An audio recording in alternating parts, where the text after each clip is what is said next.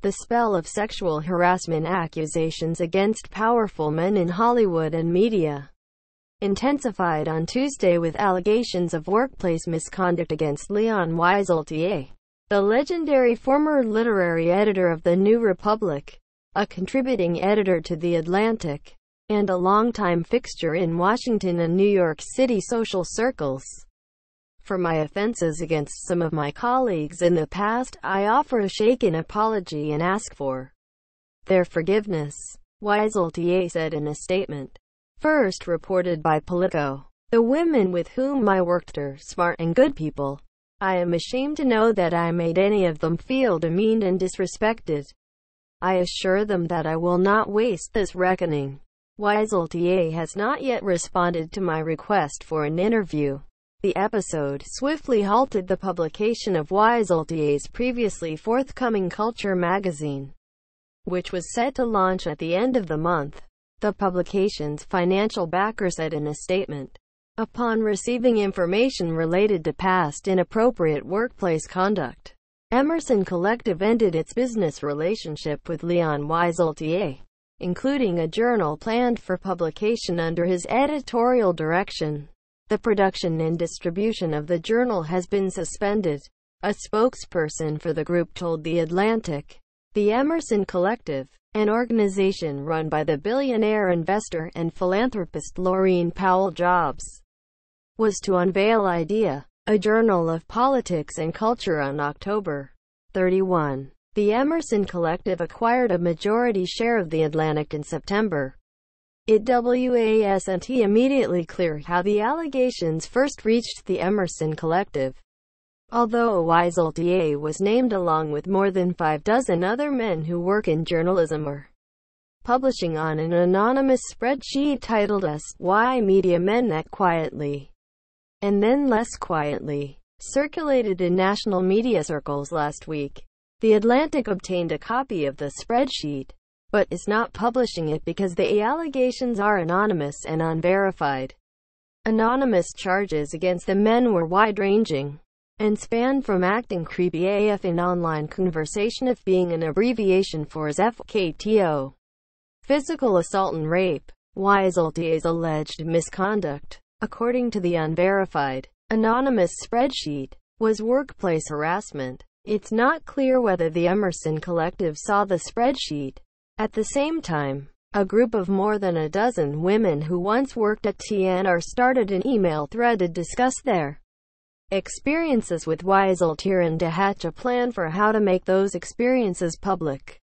Several women who worked with Wieseltier described him to me as intellectually seductive and charming, even charismatic. He's long had a reputation for being genuinely interested in the journalistic work of young women, especially a time when the industry was even more male-dominated than it is today.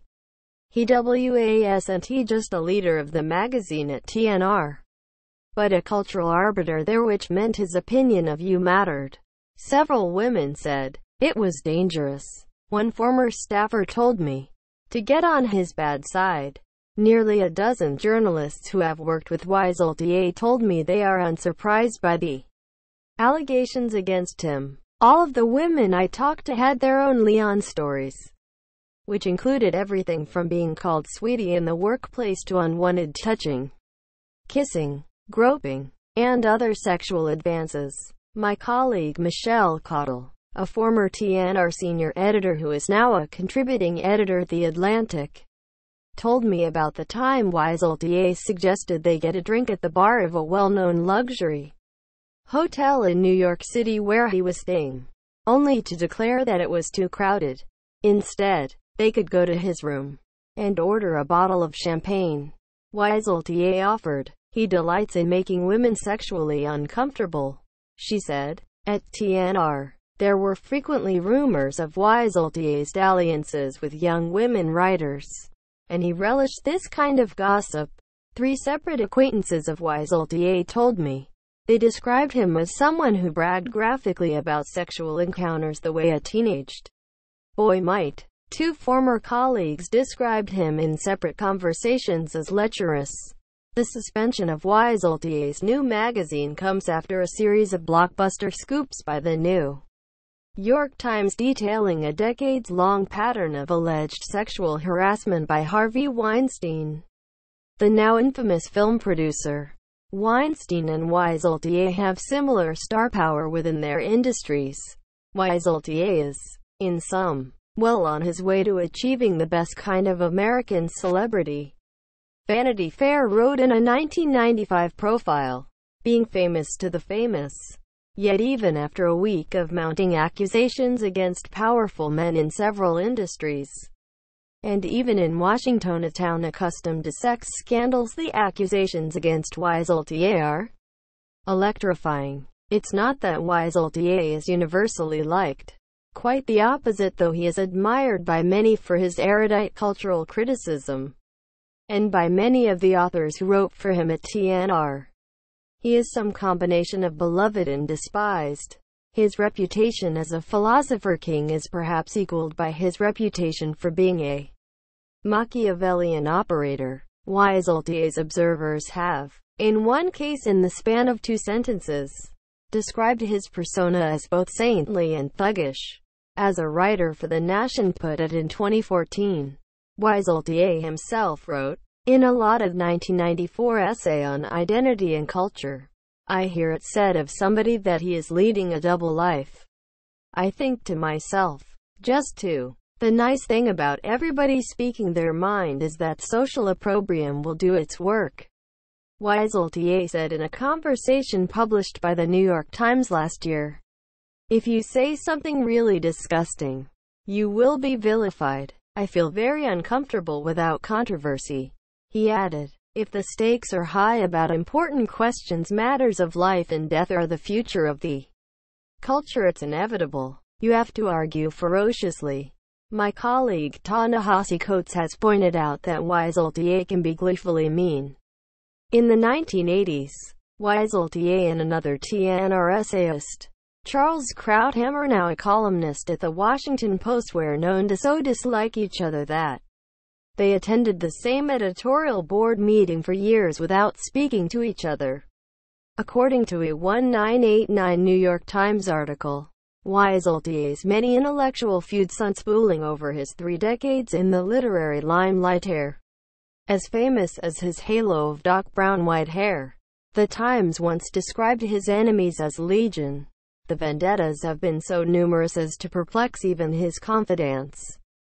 Wieseltier is, as a result of all this, one of the best-known intellectuals on the East Coast. That includes a thick tangle of connections to Atlantic Media, the parent company of The Atlantic, where several of Wieseltier's former colleagues and friends now work. Plenty of Wieseltier's intellectual grudge matches, as the New York Times once described them, have been with The Atlantic's writers, including a long-standing beef with his former TNR colleague, Andrew Sullivan, formerly of The Atlantic, who has described their relationship as one of profound animosity.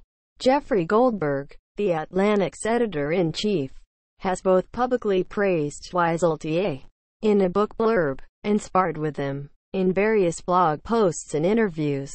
Over the years, Wieseltier formally joined The Atlantic as a contributing editor in 2015, with his most recent essay published in March 2016. Though he is not a regular presence in the newsroom, it was Wieseltier who first suggested Jobs as a potential buyer for The Atlantic. The company's chairman, David Bradley, told staffers in a July memo, reached via text message in London, where he is visiting the magazine's England bureau. Goldberg couldn't say whether Wieseltier would remain a contributor. "This news just broke," he told me. "We'll turn to this masthead question as soon as we reasonably can." The women who worked with Wieseltier, particularly in the 1980s and 1990s, felt he could make or break their careers. His role as a mentor to female colleagues, however, was somewhat complicated by his loose reputation. A 1999 New York Times Magazine profile of Wieseltier described him as having squired a sequence of extremely beautiful, alluring girlfriends. That same profile describes a period of well-reported excesses, which included heavy drinking and cocaine binges and a flurry of infidelities which allegedly ended his first marriage and cast considerable doubt over his literary future. For Wieseltier, the tension between the scholarly and the sensual is not easily resolved. Sam Tannenhouse wrote in the Times article, "Until recently, majority opinion in the literary cultural world, the narrow, gossipy corridor that stretches from Boston to Washington, with tentative windings in the direction of London and Los Angeles, shelled that not even the most rigorous polishing could restore the sheen to his tarnished image." Yet Wieseltier went on to write a widely acclaimed memoir, and continued in his role at the New Republic for nearly 2 decades. Until he and much of the rest of the editorial staff walked out in protest of the company's digital strategy under new ownership. Now, as Wieseltier's former colleagues reckon with his alleged inappropriate behaviors, several of them told me they worry they were complicit in enabling him over the years. It is not clear whether Wieseltier will look for another funder for his journal, which had a staff of 5 employees.